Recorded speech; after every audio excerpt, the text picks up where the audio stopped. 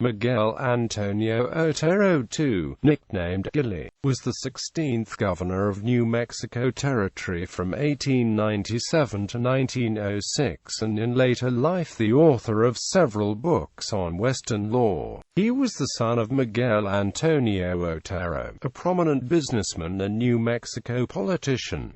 Early life. Miguel Antonio Otero had an adventurous boyhood as his father, a businessman and railroad baron, moved the family from town to town across Kansas, Colorado, and New Mexico. The family established a permanent home in Las Vegas, New Mexico about 1879. He attended St. Louis University and the University of Notre Dame with his older brother Page, but preferred socializing to studying. He returned to Las Vegas in 1880 to work in his father's bank. Naming confusion. The naming of the three generations of Oteros is confusing and has been muddled by writers through the years. According to available evidence, the first Otero did not add any suffix to his name after his son was born. Modern historians often append Senior, but this cannot be considered correct as his son never used Junior. In My Life on the Frontier, 1864–1882, his son gave Otero the parenthetical suffix, but this probably was never used during Otero's lifetime. The second Otero also referred to himself without a suffix, but when clarification was necessary, as when describing his family in his autobiography, My Life on the Frontier, he used the parenthetical suffix and specifically not Junior, since that is what he called his son. It is incorrect to refer to the second Otero as Junior. The third Otero was known as Miguel Antonio Otero, Jr., but in My Life on the Frontier, his father also refers to him as Miguel Antonio Otero, not. Examples of these usages can be found in My Life on the Frontier, pages IV, 280, 285, 286, and 292. Because the two older Oteros had exactly the same name, there remains confusion over places that were named for them. Best evidence suggests that all three were named after Miguel Antonio Otero. Career as politician. While working as a banker, land broker, and livestock broker in Las Vegas, Otero began his career in politics. In a few years, he served as city clerk, probate clerk, county clerk, and recorder, and district court clerk. In 1892, he served as a delegate to the Republican National Convention and met Ohio Senator William McKinley. When McKinley was elected president in 1896, he appointed Otero governor of the Territory of New Mexico. Given Otero's youth, his meager statewide experience, and his lack of support from either political party, the appointment was somewhat of a surprise. The Otero name was well known in New Mexico, however, and initially he was supported by a wide range of constituencies. As New Mexico moved towards statehood, Otero survived struggles against a variety of political factions in his own party. After McKinley's assassination, he survived a particularly brutal battle with Thomas B. Catron to earn reappointment by President Theodore Roosevelt. In 1899, he chartered the first secondary school in Santa Fe High School. The infighting eventually took its toll, and in 1906, Roosevelt replaced Otero after more than 8 years in the governor's mansion. At 46, Otero was still a young man when he left office. He returned to banking and mining interests for a while, then served as state treasurer from 1909 to 1911. Otero attempted a comeback as governor in 1912, but failing to receive the Republican nomination, bolted for the Progressive Party.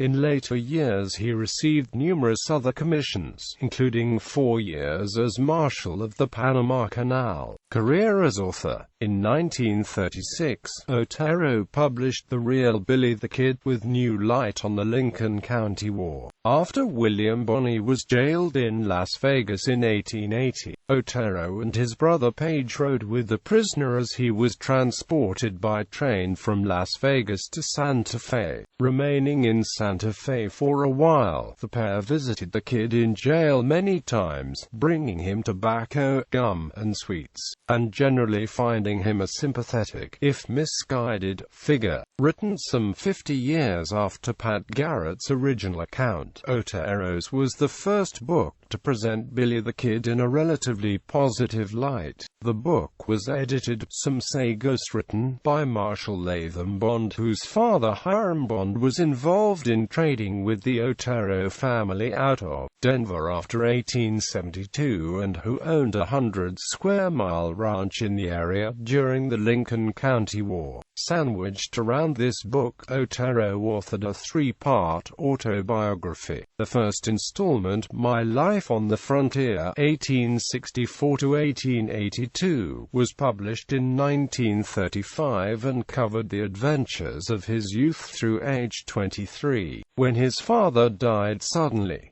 My Life on the Frontier, 1882–1897, dealt with his early career in public service. My 9 Years as Governor of the Territory of New Mexico, 1897–1906, chronicles the turmoils of New Mexico on the verge of statehood. The first book of the memoir is especially captivating, as Otero recalls several encounters with Western icons such as Kit Carson, Wild Bill Hickok, George Armstrong Custer, Doc Holliday, Bat Masterson, and Jesse James. Aids a posse in Albuquerque. Ironically, one of the few famous names that Otero failed to drop in his autobiography has stirred debate among Wild West scholars. In July 2001, author Chuck Hornung took a break from his work researching a book on the New Mexico Mounted Police. While visiting Albuquerque's weekend flea market, he found a copy of Otero's book My 9 Years as Governor of the Territory of New Mexico, 1897–1906, for $7.50.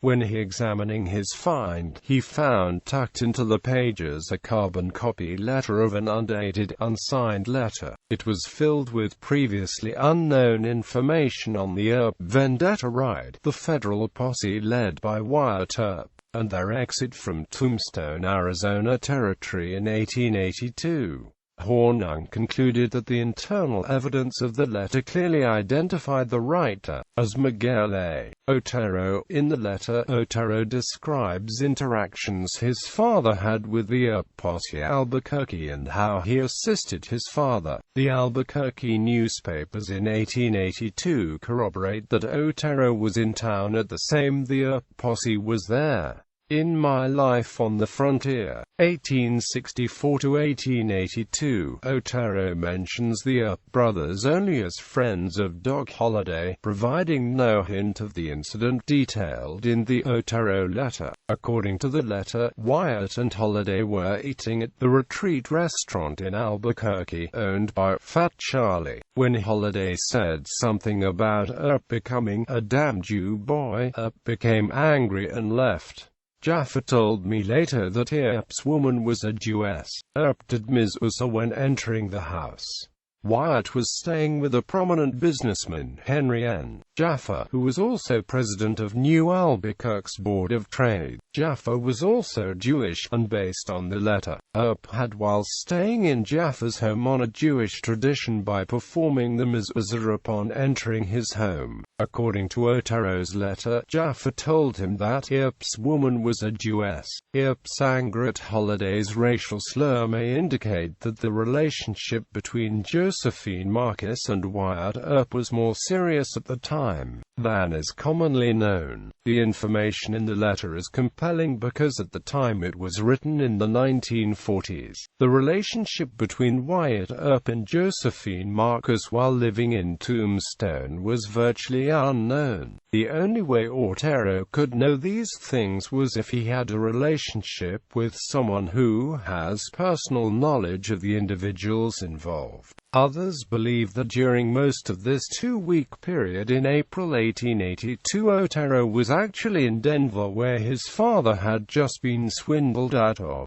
$2,400 by Dogbags, a notorious con man. Otero, who was traveling with his father, spent most of this period attempting to retrieve his father's banknote through various means. This and other factual problems with the letter have caused some experts to question its authenticity. In popular culture, these locations were named after the Miguel Antonio Oteros.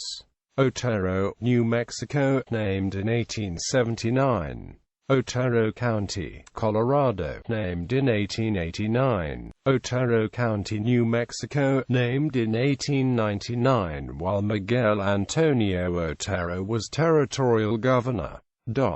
Bibliography. Otero, Miguel Antonio, My Life on the Frontier, 1864–1882. Otero, Miguel Antonio, My Life on the Frontier, 1882–1897. Otero, Miguel Antonio, My 9 Years as Governor of New Mexico Territory. Otero, Miguel Antonio, The Real Billy the Kid with New Light on the Lincoln County War.